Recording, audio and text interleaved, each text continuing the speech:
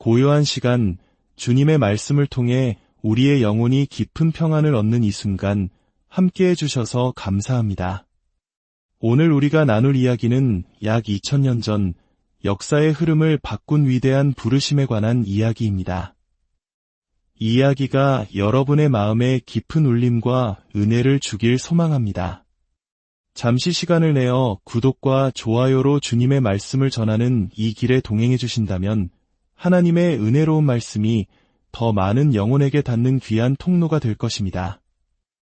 이 영상을 보시는 모든 분들의 삶과 가정 위에 주님의 크신 평안과 축복이 가득하기를 간절히 기도합니다. 지금으로부터 약 2000년 전 예수님께서는 공생애를 시작하시며 자신과 함께 하나님 나라의 복음을 전할 12명의 동역자를 친히 선택하셨습니다. 그들은 당시 사회의 엘리트나 권력자들이 아니었습니다.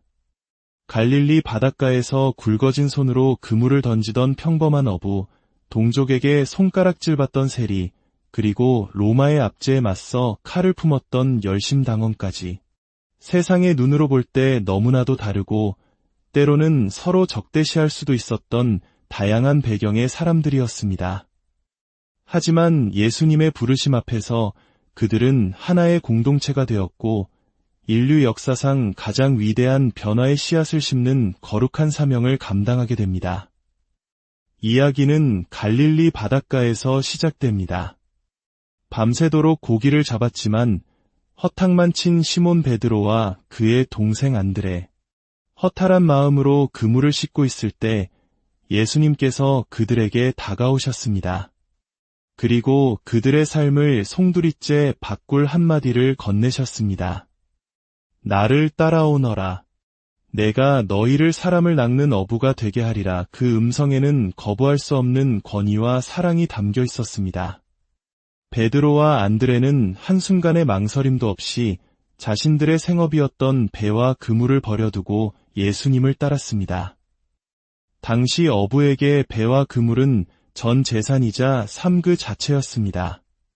그것을 버린다는 것은 과거의 모든 것을 내려놓고 오직 예수님만을 따르겠다는 완전한 헌신의 표현이었습니다.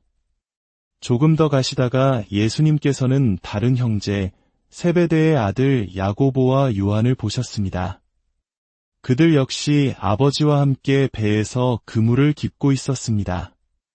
예수님의 부르심은 그들에게도 동일하게 임했고 그들 또한 아버지와 배를 뒤로 한 채 즉시 예수님을 따랐습니다. 이 두 형제는 성격이 불같고 열정적이어서 예수님께 보아너게, 즉 천둥의 아들들이라는 별명을 얻기도 했습니다.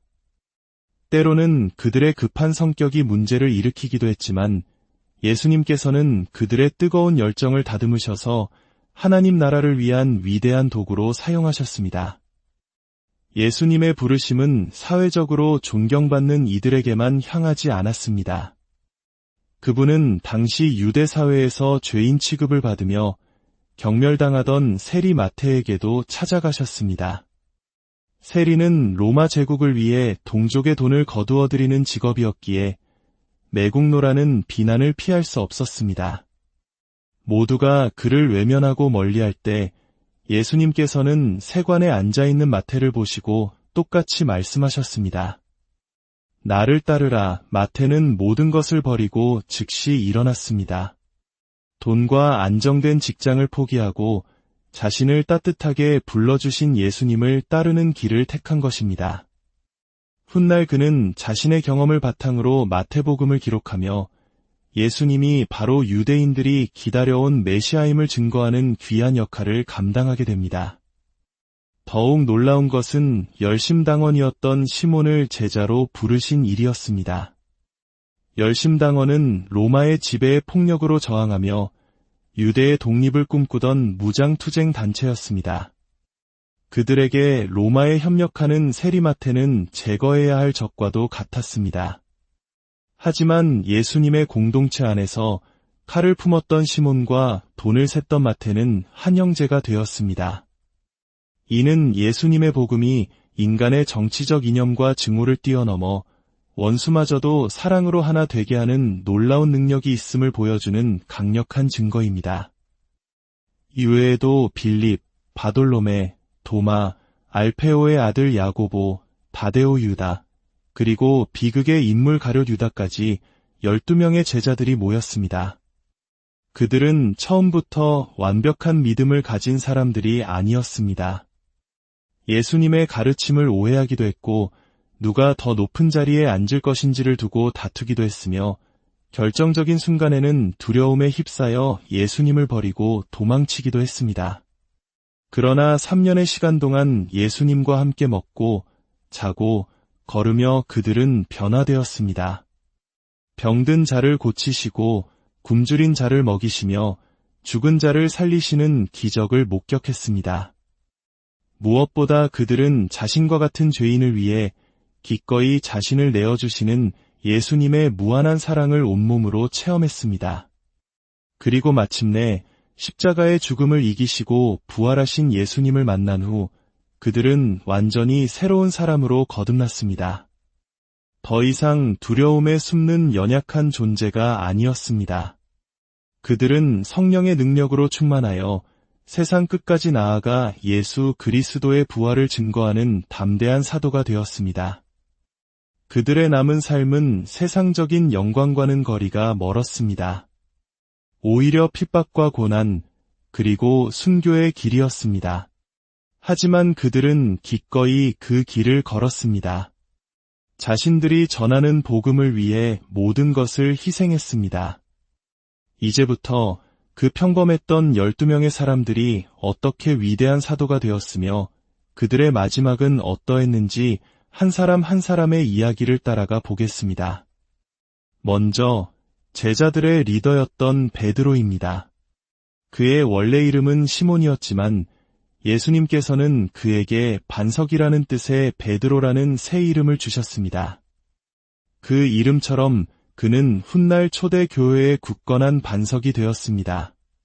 그는 성격이 급하고 다혈질이었지만 누구보다 예수님을 뜨겁게 사랑했습니다. 어느 날 것엔 풍랑이 이는 바다 위를 걸어오시는 예수님을 보고 그는 믿음으로 자신도 물 위를 걷게 해달라고 청했습니다. 잠시 물 위를 걷는 기적을 체험했지만 거센 바람을 보고 두려움에 빠져 물에 빠져들고 맙니다. 주여, 저를 구원하소서. 그의 외침에 예수님은 즉시 손을 내밀어 그를 건져주시며 믿음이 작은 자여, 왜 의심하였느냐라고 말씀하셨습니다. 이 사건은 그의 뜨거운 열정과 동시에 인간적인 연약함을 잘 보여줍니다. 그의 가장 큰 실수는 예수님께서 체포되시던 날 밤에 일어났습니다. 죽기까지 주님을 따르겠다던 그의 호언장담과는 달리 그는 사람들의 시선이 두려워 3번이나 예수님을 모른다고 부인했습니다. 닭이 우는 소리를 듣고서야 예수님의 말씀이 떠올라 그는 비통하게 울며 깊은 후회에 빠졌습니다. 하지만 부활하신 예수님께서는 그런 베드로를 다시 찾아오셨습니다. 그리고 3번 물으셨습니다. 요한의 아들 시몬아, 내가 나를 사랑하느냐?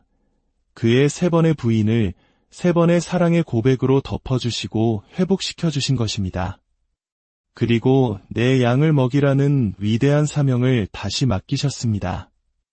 이후 베드로는 초대교회의 위대한 지도자가 되어 수많은 사람들을 주님께로 인도했고 마지막에는 로마에서 복음을 전하다가 십자가형을 선고받았습니다. 그는 감히 주님과 같은 모습으로 죽을 수 없다며 스스로 십자가에 거꾸로 매달려 순교하는 길을 택했습니다. 그의 삶은 실패와 연약함에도 불구하고 하나님의 은혜가 어떻게 한 사람을 위대하게 변화시키는지를 보여주는 감동적인 증거입니다. 천둥의 아들들이라 불렸던 야고보와 요한 형제. 그들은 베드로와 함께 예수님의 가장 가까이에서 특별한 순간들을 목격했습니다. 변화산에서 예수님의 영광스러운 모습을 보았고 겟세마네 동산에서 예수님의 고뇌에 찬 기도를 함께했습니다. 처음에는 예수님의 나라가 임할 때 높은 자리를 차지하려는 세속적인 야망을 품기도 했지만 십자가의 길을 통해 진정한 섬김의 도를 배우게 됩니다.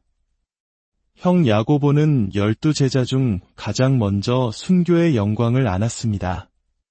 헤롯 아그리빠 왕의 칼에 목 베임을 당하며 그는 예수님께서 말씀하신 고난의 잔을 마시는 첫 번째 제자가 되었습니다. 반면 동생 요한은 12제자 중 유일하게 순교하지 않고 가장 오래 살아남아 복음을 전했습니다. 그는 예수님께서 십자가에 달리셨을 때 끝까지 그 곁을 지켰고 예수님으로부터 어머니 마리아를 부탁받았습니다. 그는 평생 마리아를 자신의 어머니처럼 모셨습니다. 훗날 그는 끓는 기름 가마에 던져지는 끔찍한 박해를 받았지만 기적적으로 살아남았고 반모섬에 유배되어 요한계시록을 기록하며 고통받는 성도들에게 하늘의 소망을 전했습니다. 노년에는 에베소에서 서로 사랑하라는 예수님의 마지막 가르침을 끊임없이 전하며 사랑의 사도로 불리다 평화롭게 눈을 감았습니다. 한 명은 가장 먼저 순교했고 다른 한 명은 가장 오래 남아 사랑을 전한 두 형제의 삶은 각기 다른 방식으로 하나님께 영광을 돌릴 수 있음을 우리에게 보여줍니다. 의심 많은 제자로 알려진 도마. 그는 다른 제자들이 부활하신 예수님을 보았다고 증언할 때 내가 그의 손의 못자국을 보며 내 손가락을 그 못자국에 넣으며 내 손을 그 옆구리에 넣어보지 않고는 믿지 아니하겠노라 라고 말했습니다. 그는 눈으로 직접 확인하기 전까지는 믿지 못하는 현실적이고 이성적인 사람이었습니다. 예수님께서는 그런 도마를 위해 다시 나타나셨습니다. 그리고 그의 의심을 꾸짖지 않으시고 오히려 상처난 손과 옆구리를 보여주시며 믿음 없는 자가 되지 말고 믿는 자가 되라고 따뜻하게 말씀하셨습니다. 부활하신 주님을 직접 만난 도마는 그 자리에서 나의 주님이시여 나의 하나님이시니이다 라는 위대한 신앙 고백을 하게 됩니다. 그의 의심은 더 큰 확신으로 변했습니다. 이후 그는 땅끝까지 복음을 전하라는 사명을 따라 머나먼 인도까지 가서 복음을 전했고 그곳에서 수많은 교회를 세우다 창에 찔려 순교한 것으로 전해집니다. 도마의 이야기는 우리의 정직한 의심과 질문조차도 하나님을 더 깊이 만나는 통로가 될 수 있음을 가르쳐줍니다. 이외에도 예수님의 부르심에 즉시 순종했던 빌립은 소아시아에서 복음을 전하다 십자가에 거꾸로 매달려 순교했고 처음에는 예수님을 의심했지만 참으로 간사한 것이 없는 이스라엘 사람이라 칭찬받았던 바돌로메는 아르메니아에서 산채로 가죽이 벗겨지는 끔찍한 형벌 속에서 순교했습니다. 사회의 변두리에 있던 마태, 시몬, 작은 야고보, 다데오 유다 역시 각자의 자리에서 묵묵히 복음을 전하다가 모두 순교의 길을 걸었습니다. 그들의 이름은 성경에 자주 등장하지 않을지라도 그들의 헌신과 피 흘림이 있었기에 오늘날 우리에게까지 복음이 전해질 수 있었던 것입니다. 마지막으로 우리는 가장 비극적인 인물 가룟 유다를 기억해야 합니다. 그 역시 예수님의 부름을 받은 12제자 중 한 명이었습니다. 똑같이 기적을 보고 똑같이 가르침을 들었습니다. 하지만 그의 마음 한편에는 돈에 대한 탐욕이 자리 잡고 있었습니다. 그는 제자들의 재정을 담당하며 돈궤에서 돈을 훔치기도 했습니다.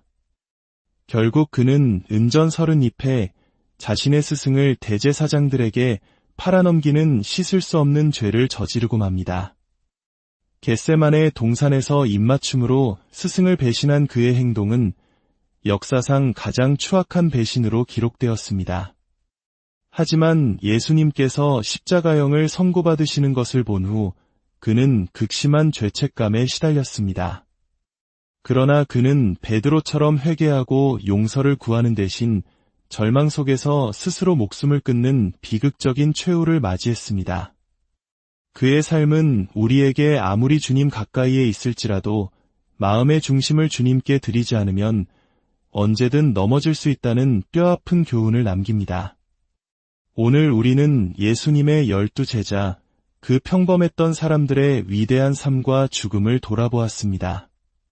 어부, 세리, 혁명가, 의심 많던 자, 그리고 배신자까지 너무나도 인간적이고 연약했던 그들이었습니다. 그러나 예수 그리스도를 만난 후 그들은 세상을 변화시키는 하나님의 위대한 도구로 쓰임받았습니다. 그들은 죽음의 위협 앞에서도 두려워하지 않고 담대히 복음을 전했으며 자신들의 삶 전체를 제물로 드렸습니다. 오늘 이 이야기를 듣는 우리 모두의 삶도 마찬가지입니다. 우리는 연약하고 부족하지만 우리를 부르시는 주님의 음성에 아멘으로 응답할 때 우리의 평범한 삶 또한 비범한 하나님의 역사를 이루는 통로가 될 수 있습니다. 제자들이 걸었던 그 헌신의 길이 오늘 우리 앞에 놓여 있습니다. 이 말씀이 여러분의 영혼의 깊은 위로와 도전이 되기를 바랍니다.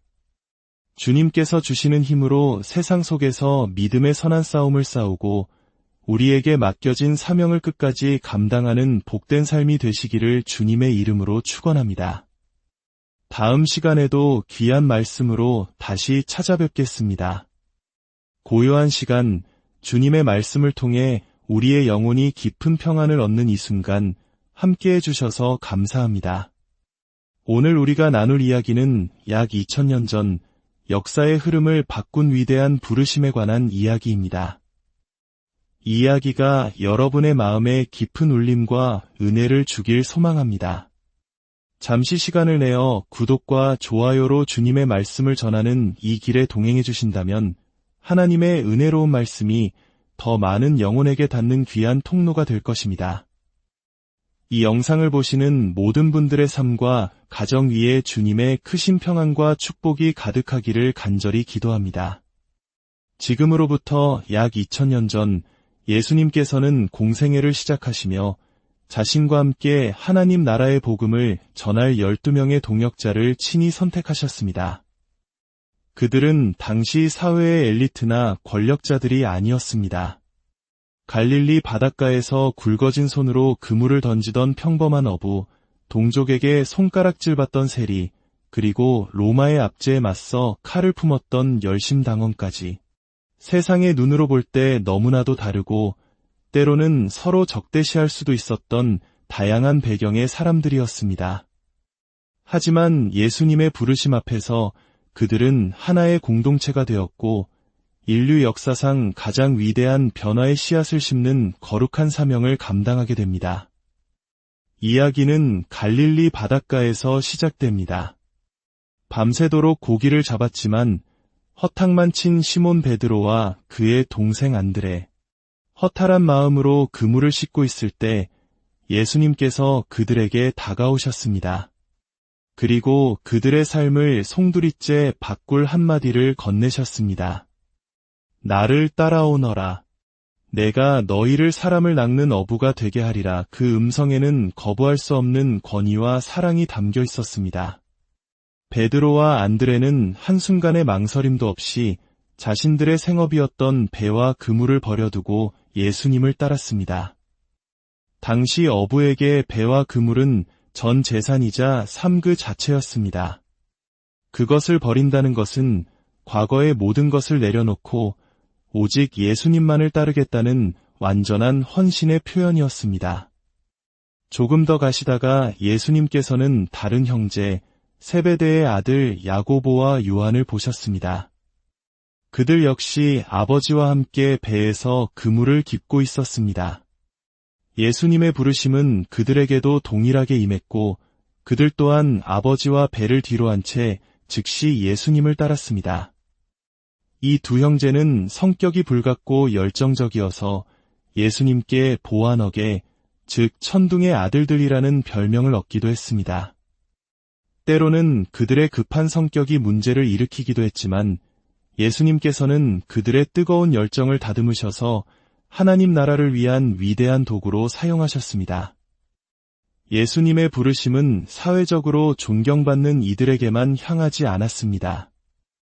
그분은 당시 유대 사회에서 죄인 취급을 받으며 경멸당하던 세리 마태에게도 찾아가셨습니다. 세리는 로마 제국을 위해 동족의 돈을 거두어들이는 직업이었기에 매국노라는 비난을 피할 수 없었습니다. 모두가 그를 외면하고 멀리할 때 예수님께서는 세관에 앉아있는 마태를 보시고 똑같이 말씀하셨습니다. 나를 따르라. 마태는 모든 것을 버리고 즉시 일어났습니다. 돈과 안정된 직장을 포기하고 자신을 따뜻하게 불러주신 예수님을 따르는 길을 택한 것입니다. 훗날 그는 자신의 경험을 바탕으로 마태복음을 기록하며 예수님이 바로 유대인들이 기다려온 메시아임을 증거하는 귀한 역할을 감당하게 됩니다. 더욱 놀라운 것은 열심당원이었던 시몬을 제자로 부르신 일이었습니다. 열심당원은 로마의 지배에 폭력으로 저항하며 유대의 독립을 꿈꾸던 무장투쟁 단체였습니다. 그들에게 로마에 협력하는 세리마태는 제거해야 할 적과도 같았습니다. 하지만 예수님의 공동체 안에서 칼을 품었던 시몬과 돈을 셌던 마태는 한 형제가 되었습니다. 이는 예수님의 복음이 인간의 정치적 이념과 증오를 뛰어넘어 원수마저도 사랑으로 하나 되게 하는 놀라운 능력이 있음을 보여주는 강력한 증거입니다. 이외에도 빌립, 바돌로메, 도마, 알페오의 아들 야고보, 다데오 유다, 그리고 비극의 인물 가룟 유다까지 12명의 제자들이 모였습니다. 그들은 처음부터 완벽한 믿음을 가진 사람들이 아니었습니다. 예수님의 가르침을 오해하기도 했고 누가 더 높은 자리에 앉을 것인지를 두고 다투기도 했으며 결정적인 순간에는 두려움에 휩싸여 예수님을 버리고 도망치기도 했습니다.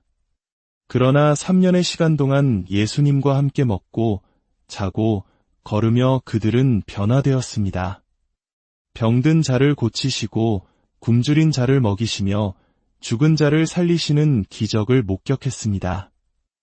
무엇보다 그들은 자신과 같은 죄인을 위해 기꺼이 자신을 내어주시는 예수님의 무한한 사랑을 온몸으로 체험했습니다. 그리고 마침내 십자가의 죽음을 이기시고 부활하신 예수님을 만난 후 그들은 완전히 새로운 사람으로 거듭났습니다. 더 이상 두려움에 숨는 연약한 존재가 아니었습니다. 그들은 성령의 능력으로 충만하여 세상 끝까지 나아가 예수 그리스도의 부활을 증거하는 담대한 사도가 되었습니다. 그들의 남은 삶은 세상적인 영광과는 거리가 멀었습니다. 오히려 핍박과 고난, 그리고 순교의 길이었습니다. 하지만 그들은 기꺼이 그 길을 걸었습니다. 자신들이 전하는 복음을 위해 모든 것을 희생했습니다. 이제부터 그 평범했던 12명의 사람들이 어떻게 위대한 사도가 되었으며 그들의 마지막은 어떠했는지 한 사람 한 사람의 이야기를 따라가 보겠습니다. 먼저 제자들의 리더였던 베드로입니다. 그의 원래 이름은 시몬이었지만 예수님께서는 그에게 반석이라는 뜻의 베드로라는 새 이름을 주셨습니다. 그 이름처럼 그는 훗날 초대 교회의 굳건한 반석이 되었습니다. 그는 성격이 급하고 다혈질이었지만 누구보다 예수님을 뜨겁게 사랑했습니다. 어느 날 것엔 풍랑이 이는 바다 위를 걸어오시는 예수님을 보고 그는 믿음으로 자신도 물 위를 걷게 해달라고 청했습니다. 잠시 물 위를 걷는 기적을 체험했지만 거센 바람을 보고 두려움에 빠져 물에 빠져들고 맙니다. 주여, 저를 구원하소서. 그의 외침에 예수님은 즉시 손을 내밀어 그를 건져주시며 믿음이 작은 자여, 왜 의심하였느냐라고 말씀하셨습니다. 이 사건은 그의 뜨거운 열정과 동시에 인간적인 연약함을 잘 보여줍니다. 그의 가장 큰 실수는 예수님께서 체포되시던 날 밤에 일어났습니다. 죽기까지 주님을 따르겠다던 그의 호언장담과는 달리 그는 사람들의 시선이 두려워 3번이나 예수님을 모른다고 부인했습니다. 닭이 우는 소리를 듣고서야 예수님의 말씀이 떠올라 그는 비통하게 울며 깊은 후회에 빠졌습니다. 하지만 부활하신 예수님께서는 그런 베드로를 다시 찾아오셨습니다. 그리고 3번 물으셨습니다. 요한의 아들 시몬아, 내가 나를 사랑하느냐? 그의 3번의 부인을 3번의 사랑의 고백으로 덮어주시고 회복시켜주신 것입니다. 그리고 내 양을 먹이라는 위대한 사명을 다시 맡기셨습니다. 이후 베드로는 초대 교회의 위대한 지도자가 되어 수많은 사람들을 주님께로 인도했고, 마지막에는 로마에서 복음을 전하다가 십자가형을 선고받았습니다. 그는 감히 주님과 같은 모습으로 죽을 수 없다며 스스로 십자가에 거꾸로 매달려 순교하는 길을 택했습니다. 그의 삶은 실패와 연약함에도 불구하고 하나님의 은혜가 어떻게 한 사람을 위대하게 변화시키는지를 보여주는 감동적인 증거입니다.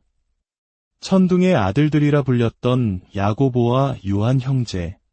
그들은 베드로와 함께 예수님의 가장 가까이에서 특별한 순간들을 목격했습니다.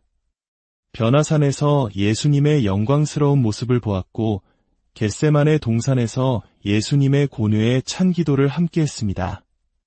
처음에는 예수님의 나라가 임할 때 높은 자리를 차지하려는 세속적인 야망을 품기도 했지만, 십자가의 길을 통해 진정한 섬김의 도를 배우게 됩니다.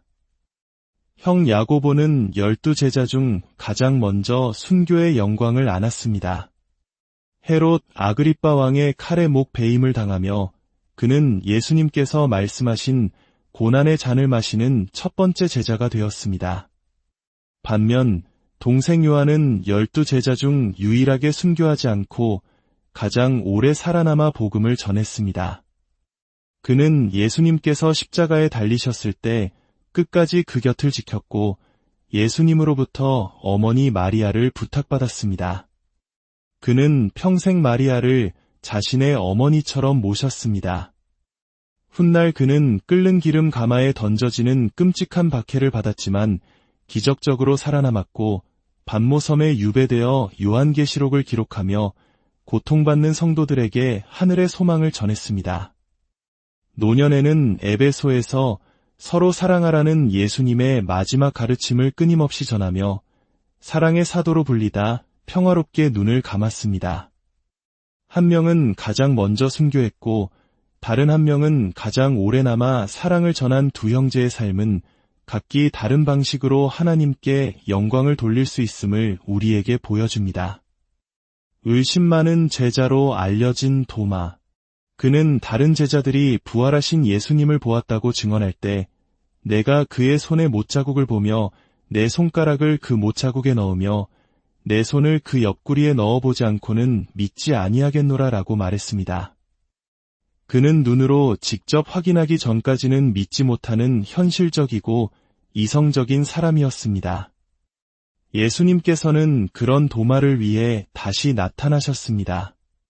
그리고 그의 의심을 꾸짖지 않으시고 오히려 상처난 손과 옆구리를 보여주시며 믿음 없는 자가 되지 말고 믿는 자가 되라고 따뜻하게 말씀하셨습니다. 부활하신 주님을 직접 만난 도마는 그 자리에서 나의 주님이시여 나의 하나님이시니이다 라는 위대한 신앙 고백을 하게 됩니다. 그의 의심은 더 큰 확신으로 변했습니다. 이후 그는 땅끝까지 복음을 전하라는 사명을 따라 머나먼 인도까지 가서 복음을 전했고 그곳에서 수많은 교회를 세우다 창에 찔려 순교한 것으로 전해집니다. 도마의 이야기는 우리의 정직한 의심과 질문조차도 하나님을 더 깊이 만나는 통로가 될 수 있음을 가르쳐줍니다. 이외에도 예수님의 부르심에 즉시 순종했던 빌립은 소아시아에서 복음을 전하다 십자가에 거꾸로 매달려 순교했고 처음에는 예수님을 의심했지만 참으로 간사한 것이 없는 이스라엘 사람이라 칭찬받았던 바돌로메는 아르메니아에서 산채로 가죽이 벗겨지는 끔찍한 형벌 속에서 순교했습니다. 사회의 변두리에 있던 마태, 시몬, 작은 야고보, 다데오 유다 역시 각자의 자리에서 묵묵히 복음을 전하다가 모두 순교의 길을 걸었습니다. 그들의 이름은 성경에 자주 등장하지 않을지라도 그들의 헌신과 피 흘림이 있었기에 오늘날 우리에게까지 복음이 전해질 수 있었던 것입니다. 마지막으로 우리는 가장 비극적인 인물 가룟 유다를 기억해야 합니다. 그 역시 예수님의 부름을 받은 12제자 중 한 명이었습니다. 똑같이 기적을 보고 똑같이 가르침을 들었습니다. 하지만 그의 마음 한편에는 돈에 대한 탐욕이 자리 잡고 있었습니다. 그는 제자들의 재정을 담당하며 돈궤에서 돈을 훔치기도 했습니다. 결국 그는 은전 32회 자신의 스승을 대제사장들에게 팔아넘기는 씻을 수 없는 죄를 저지르고 맙니다. 겟세마네 동산에서 입맞춤으로 스승을 배신한 그의 행동은 역사상 가장 추악한 배신으로 기록되었습니다. 하지만 예수님께서 십자가형을 선고받으시는 것을 본 후 그는 극심한 죄책감에 시달렸습니다. 그러나 그는 베드로처럼 회개하고 용서를 구하는 대신 절망 속에서 스스로 목숨을 끊는 비극적인 최후를 맞이했습니다. 그의 삶은 우리에게 아무리 주님 가까이에 있을지라도 마음의 중심을 주님께 드리지 않으면 언제든 넘어질 수 있다는 뼈아픈 교훈을 남깁니다. 오늘 우리는 예수님의 12제자, 그 평범했던 사람들의 위대한 삶과 죽음을 돌아보았습니다. 어부, 세리, 혁명가, 의심 많던 자, 그리고 배신자까지 너무나도 인간적이고 연약했던 그들이었습니다. 그러나 예수 그리스도를 만난 후 그들은 세상을 변화시키는 하나님의 위대한 도구로 쓰임받았습니다.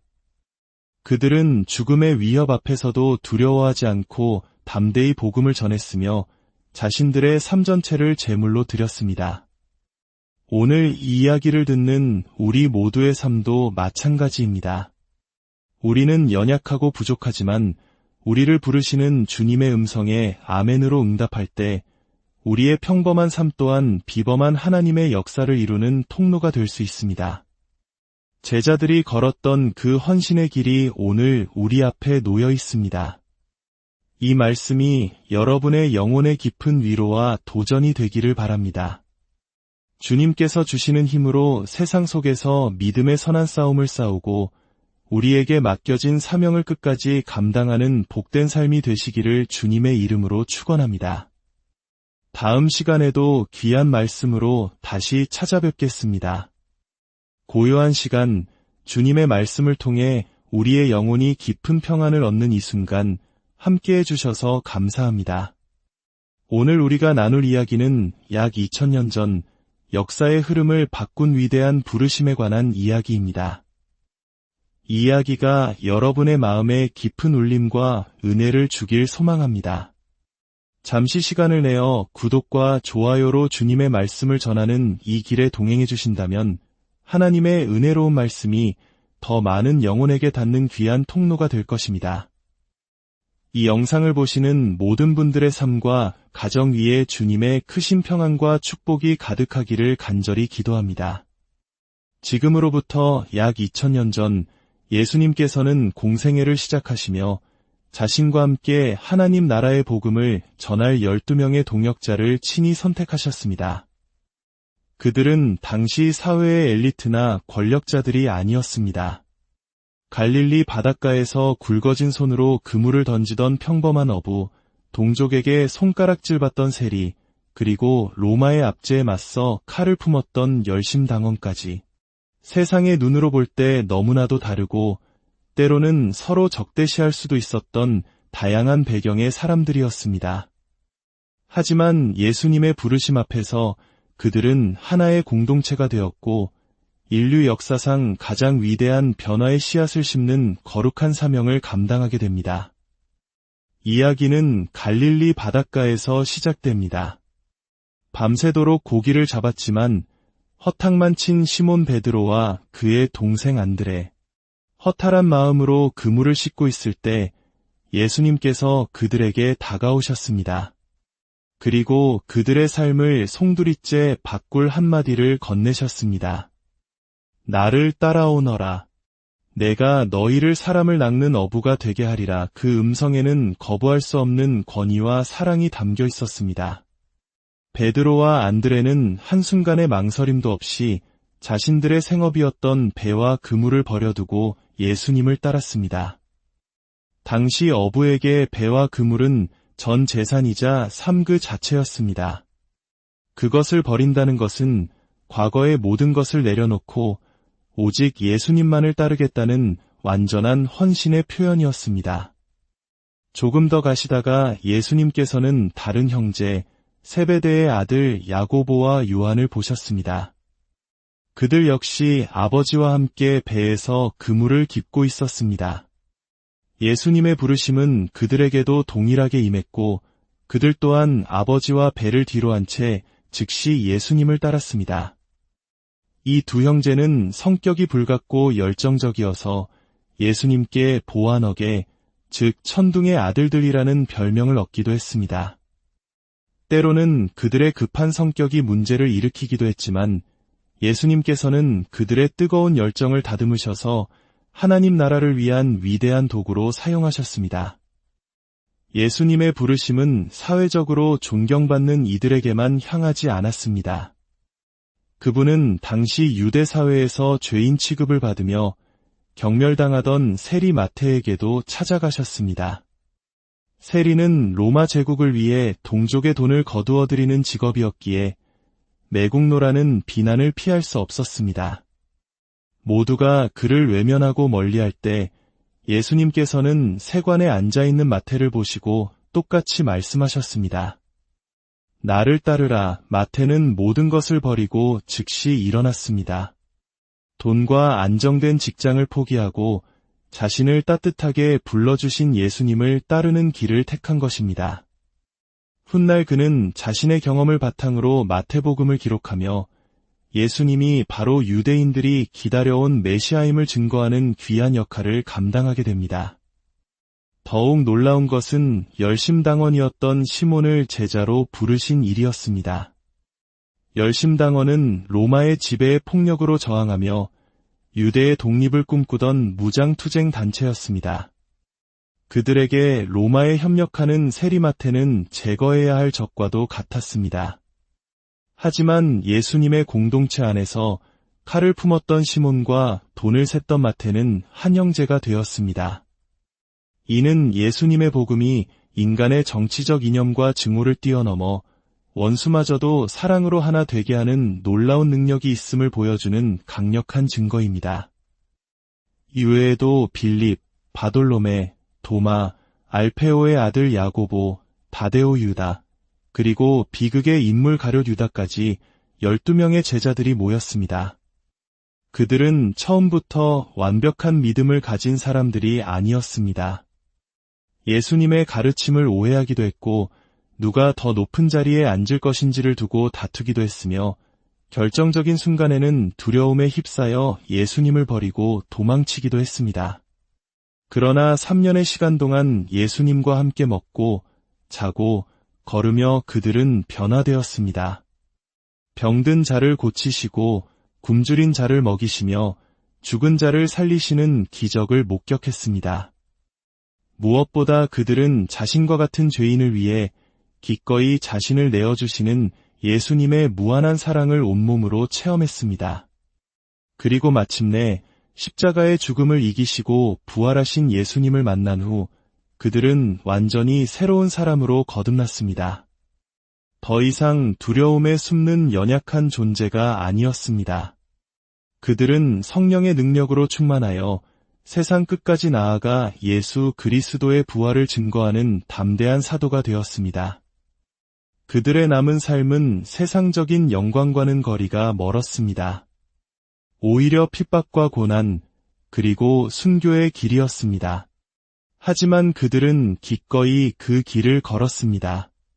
자신들이 전하는 복음을 위해 모든 것을 희생했습니다. 이제부터 그 평범했던 12명의 사람들이 어떻게 위대한 사도가 되었으며 그들의 마지막은 어떠했는지 한 사람 한 사람의 이야기를 따라가 보겠습니다. 먼저 제자들의 리더였던 베드로입니다. 그의 원래 이름은 시몬이었지만 예수님께서는 그에게 반석이라는 뜻의 베드로라는 새 이름을 주셨습니다.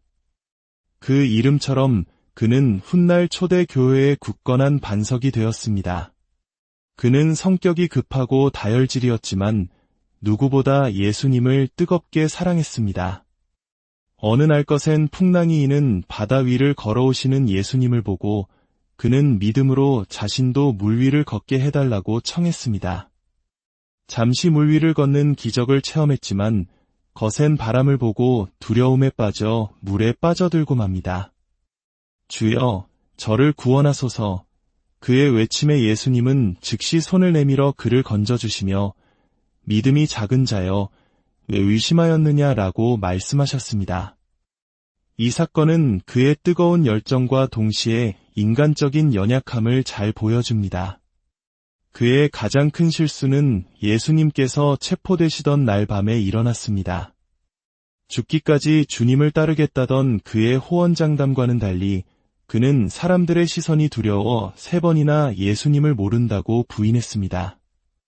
닭이 우는 소리를 듣고서야 예수님의 말씀이 떠올라 그는 비통하게 울며 깊은 후회에 빠졌습니다.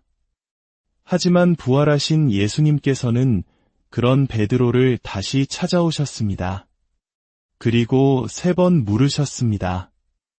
요한의 아들 시몬아, 내가 나를 사랑하느냐? 그의 3번의 부인을 3번의 사랑의 고백으로 덮어주시고 회복시켜주신 것입니다. 그리고 내 양을 먹이라는 위대한 사명을 다시 맡기셨습니다. 이후 베드로는 초대교회의 위대한 지도자가 되어 수많은 사람들을 주님께로 인도했고 마지막에는 로마에서 복음을 전하다가 십자가형을 선고받았습니다. 그는 감히 주님과 같은 모습으로 죽을 수 없다며 스스로 십자가에 거꾸로 매달려 순교하는 길을 택했습니다.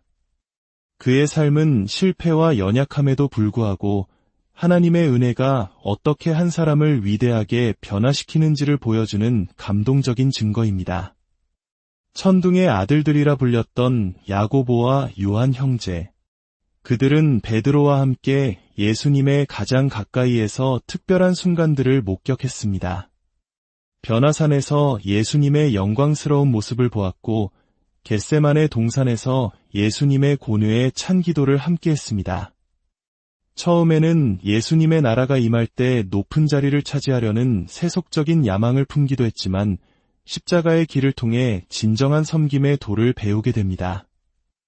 형 야고보는 12제자 중 가장 먼저 순교의 영광을 안았습니다. 헤롯 아그리빠 왕의 칼에 목 베임을 당하며 그는 예수님께서 말씀하신 고난의 잔을 마시는 첫 번째 제자가 되었습니다.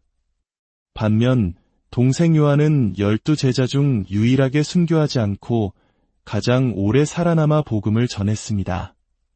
그는 예수님께서 십자가에 달리셨을 때 끝까지 그 곁을 지켰고 예수님으로부터 어머니 마리아를 부탁받았습니다.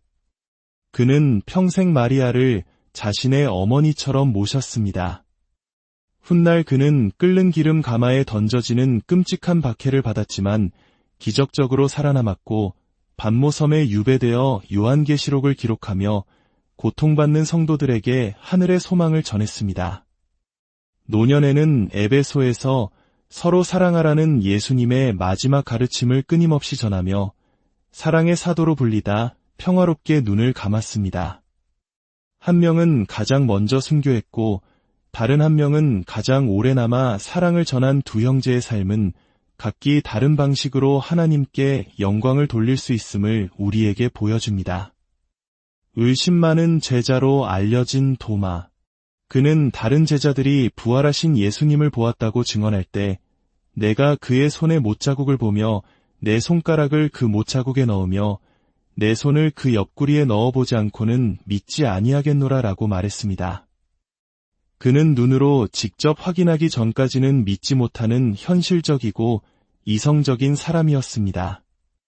예수님께서는 그런 도마를 위해 다시 나타나셨습니다.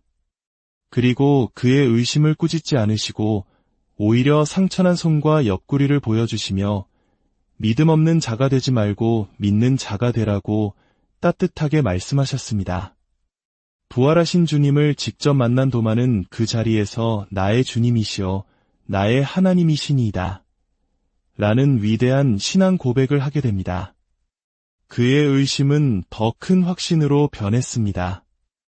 이후 그는 땅끝까지 복음을 전하라는 사명을 따라 머나먼 인도까지 가서 복음을 전했고 그곳에서 수많은 교회를 세우다 창에 찔려 순교한 것으로 전해집니다. 도마의 이야기는 우리의 정직한 의심과 질문조차도 하나님을 더 깊이 만나는 통로가 될 수 있음을 가르쳐줍니다. 이외에도 예수님의 부르심에 즉시 순종했던 빌립은 소아시아에서 복음을 전하다 십자가에 거꾸로 매달려 순교했고 처음에는 예수님을 의심했지만 참으로 간사한 것이 없는 이스라엘 사람이라 칭찬받았던 바돌로메는 아르메니아에서 산채로 가죽이 벗겨지는 끔찍한 형벌 속에서 순교했습니다. 사회의 변두리에 있던 마태, 시몬, 작은 야고보, 다데오 유다 역시 각자의 자리에서 묵묵히 복음을 전하다가 모두 순교의 길을 걸었습니다. 그들의 이름은 성경에 자주 등장하지 않을지라도 그들의 헌신과 피 흘림이 있었기에 오늘날 우리에게까지 복음이 전해질 수 있었던 것입니다. 마지막으로 우리는 가장 비극적인 인물 가룟 유다를 기억해야 합니다. 그 역시 예수님의 부름을 받은 12제자 중 한 명이었습니다. 똑같이 기적을 보고 똑같이 가르침을 들었습니다. 하지만 그의 마음 한편에는 돈에 대한 탐욕이 자리 잡고 있었습니다. 그는 제자들의 재정을 담당하며 돈궤에서 돈을 훔치기도 했습니다. 결국 그는 은전 30잎에 자신의 스승을 대제사장들에게 팔아넘기는 씻을 수 없는 죄를 저지르고 맙니다. 겟세마네 동산에서 입맞춤으로 스승을 배신한 그의 행동은 역사상 가장 추악한 배신으로 기록되었습니다. 하지만 예수님께서 십자가형을 선고받으시는 것을 본 후 그는 극심한 죄책감에 시달렸습니다. 그러나 그는 베드로처럼 회개하고 용서를 구하는 대신 절망 속에서 스스로 목숨을 끊는 비극적인 최후를 맞이했습니다. 그의 삶은 우리에게 아무리 주님 가까이에 있을지라도 마음의 중심을 주님께 드리지 않으면 언제든 넘어질 수 있다는 뼈아픈 교훈을 남깁니다. 오늘 우리는 예수님의 12제자, 그 평범했던 사람들의 위대한 삶과 죽음을 돌아보았습니다. 어부, 세리, 혁명가, 의심 많던 자, 그리고 배신자까지 너무나도 인간적이고 연약했던 그들이었습니다. 그러나 예수 그리스도를 만난 후 그들은 세상을 변화시키는 하나님의 위대한 도구로 쓰임받았습니다. 그들은 죽음의 위협 앞에서도 두려워하지 않고 담대히 복음을 전했으며 자신들의 삶 전체를 제물로 드렸습니다. 오늘 이 이야기를 듣는 우리 모두의 삶도 마찬가지입니다. 우리는 연약하고 부족하지만 우리를 부르시는 주님의 음성에 아멘으로 응답할 때 우리의 평범한 삶 또한 비범한 하나님의 역사를 이루는 통로가 될 수 있습니다. 제자들이 걸었던 그 헌신의 길이 오늘 우리 앞에 놓여 있습니다. 이 말씀이 여러분의 영혼의 깊은 위로와 도전이 되기를 바랍니다. 주님께서 주시는 힘으로 세상 속에서 믿음의 선한 싸움을 싸우고 우리에게 맡겨진 사명을 끝까지 감당하는 복된 삶이 되시기를 주님의 이름으로 축원합니다. 다음 시간에도 귀한 말씀으로 다시 찾아뵙겠습니다. 고요한 시간, 주님의 말씀을 통해 우리의 영혼이 깊은 평안을 얻는 이 순간 함께해 주셔서 감사합니다. 오늘 우리가 나눌 이야기는 약 2000년 전 역사의 흐름을 바꾼 위대한 부르심에 관한 이야기입니다. 이 이야기가 여러분의 마음에 깊은 울림과 은혜를 주길 소망합니다. 잠시 시간을 내어 구독과 좋아요로 주님의 말씀을 전하는 이 길에 동행해 주신다면 하나님의 은혜로운 말씀이 더 많은 영혼에게 닿는 귀한 통로가 될 것입니다. 이 영상을 보시는 모든 분들의 삶과 가정 위에 주님의 크신 평안과 축복이 가득하기를 간절히 기도합니다.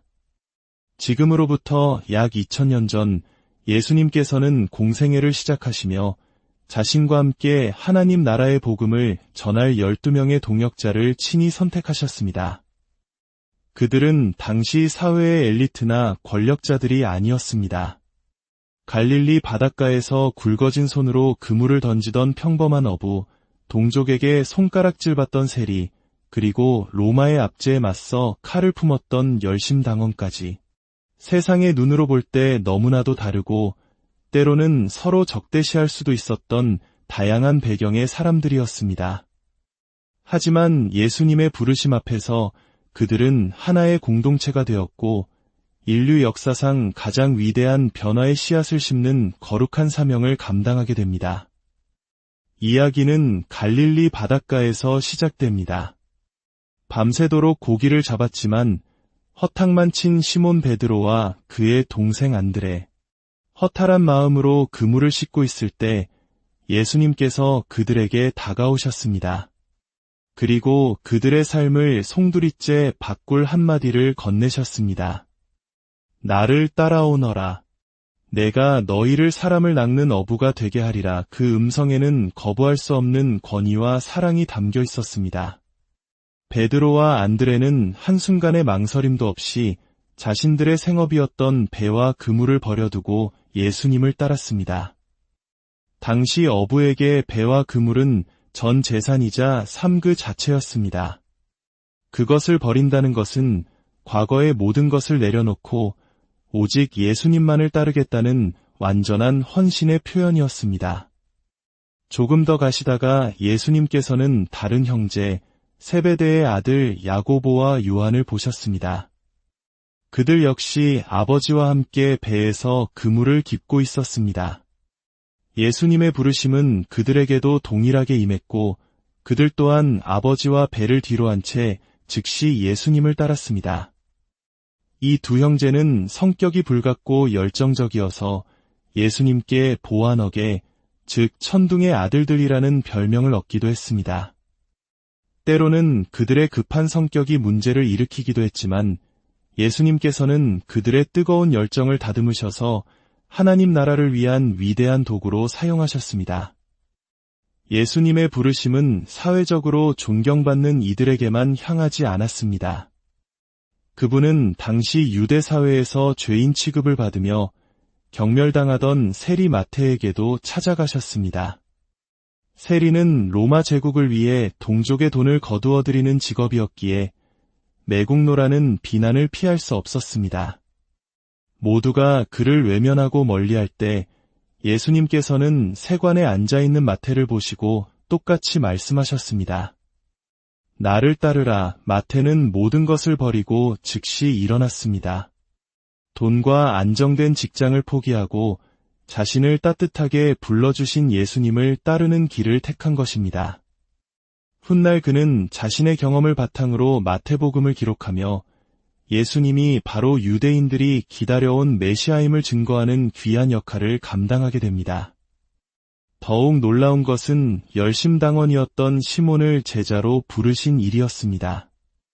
열심당원은 로마의 지배에 폭력으로 저항하며 유대의 독립을 꿈꾸던 무장투쟁 단체였습니다. 그들에게 로마에 협력하는 세리마태는 제거해야 할 적과도 같았습니다. 하지만 예수님의 공동체 안에서 칼을 품었던 시몬과 돈을 셌던 마태는 한 형제가 되었습니다. 이는 예수님의 복음이 인간의 정치적 이념과 증오를 뛰어넘어 원수마저도 사랑으로 하나 되게 하는 놀라운 능력이 있음을 보여주는 강력한 증거입니다.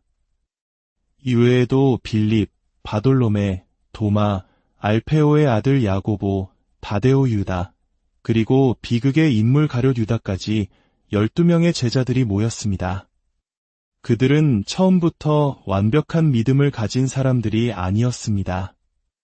예수님의 가르침을 오해하기도 했고 누가 더 높은 자리에 앉을 것인지를 두고 다투기도 했으며 결정적인 순간에는 두려움에 휩싸여 예수님을 버리고 도망치기도 했습니다. 그러나 3년의 시간 동안 예수님과 함께 먹고 자고 걸으며 그들은 변화되었습니다. 병든 자를 고치시고 굶주린 자를 먹이시며 죽은 자를 살리시는 기적을 목격했습니다. 무엇보다 그들은 자신과 같은 죄인을 위해 기꺼이 자신을 내어주시는 예수님의 무한한 사랑을 온몸으로 체험했습니다. 그리고 마침내 십자가의 죽음을 이기시고 부활하신 예수님을 만난 후 그들은 완전히 새로운 사람으로 거듭났습니다. 더 이상 두려움에 숨는 연약한 존재가 아니었습니다. 그들은 성령의 능력으로 충만하여 세상 끝까지 나아가 예수 그리스도의 부활을 증거하는 담대한 사도가 되었습니다. 그들의 남은 삶은 세상적인 영광과는 거리가 멀었습니다. 오히려 핍박과 고난, 그리고 순교의 길이었습니다. 하지만 그들은 기꺼이 그 길을 걸었습니다. 자신들이 전하는 복음을 위해 모든 것을 희생했습니다.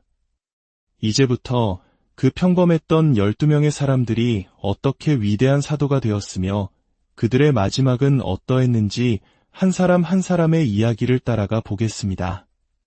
먼저 제자들의 리더였던 베드로입니다. 그의 원래 이름은 시몬이었지만 예수님께서는 그에게 반석이라는 뜻의 베드로라는 새 이름을 주셨습니다. 그 이름처럼 그는 훗날 초대 교회의 굳건한 반석이 되었습니다. 그는 성격이 급하고 다혈질이었지만 누구보다 예수님을 뜨겁게 사랑했습니다. 어느 날 것엔 풍랑이 바다 위를 걸어오시는 예수님을 보고 그는 믿음으로 자신도 물 위를 걷게 해달라고 청했습니다. 잠시 물 위를 걷는 기적을 체험했지만 거센 바람을 보고 두려움에 빠져 물에 빠져들고 맙니다. 주여, 저를 구원하소서. 그의 외침에 예수님은 즉시 손을 내밀어 그를 건져주시며 믿음이 작은 자여, 왜 의심하였느냐라고 말씀하셨습니다. 이 사건은 그의 뜨거운 열정과 동시에 인간적인 연약함을 잘 보여줍니다. 그의 가장 큰 실수는 예수님께서 체포되시던 날 밤에 일어났습니다. 죽기까지 주님을 따르겠다던 그의 호언장담과는 달리 그는 사람들의 시선이 두려워 3번이나 예수님을 모른다고 부인했습니다. 닭이 우는 소리를 듣고서야 예수님의 말씀이 떠올라 그는 비통하게 울며 깊은 후회에 빠졌습니다. 하지만 부활하신 예수님께서는 그런 베드로를 다시 찾아오셨습니다. 그리고 3번 물으셨습니다. 요한의 아들 시몬아, 내가 나를 사랑하느냐? 그의 3번의 부인을 3번의 사랑의 고백으로 덮어주시고 회복시켜주신 것입니다. 그리고 내 양을 먹이라는 위대한 사명을 다시 맡기셨습니다.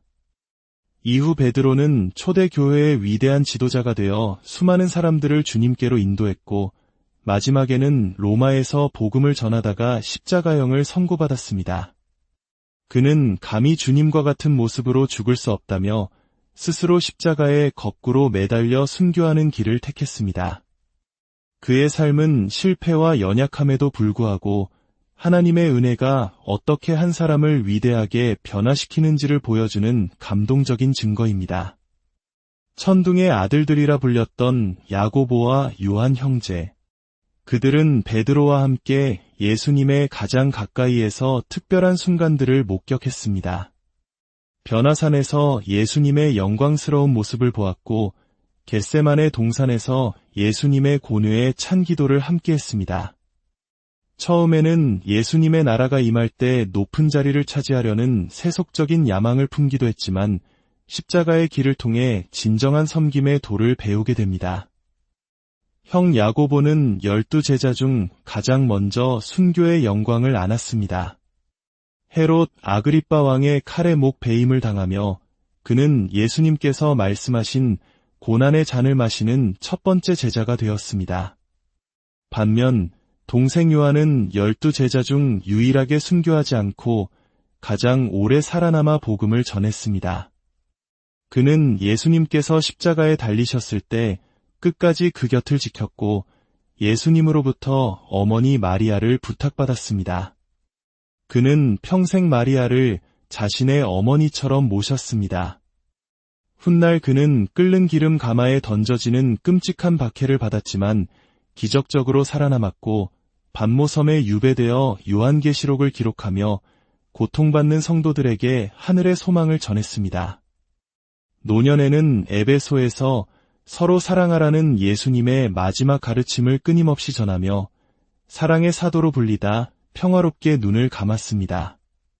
한 명은 가장 먼저 순교했고 다른 한 명은 가장 오래 남아 사랑을 전한 두 형제의 삶은 각기 다른 방식으로 하나님께 영광을 돌릴 수 있음을 우리에게 보여줍니다. 의심 많은 제자로 알려진 도마. 그는 다른 제자들이 부활하신 예수님을 보았다고 증언했습니다.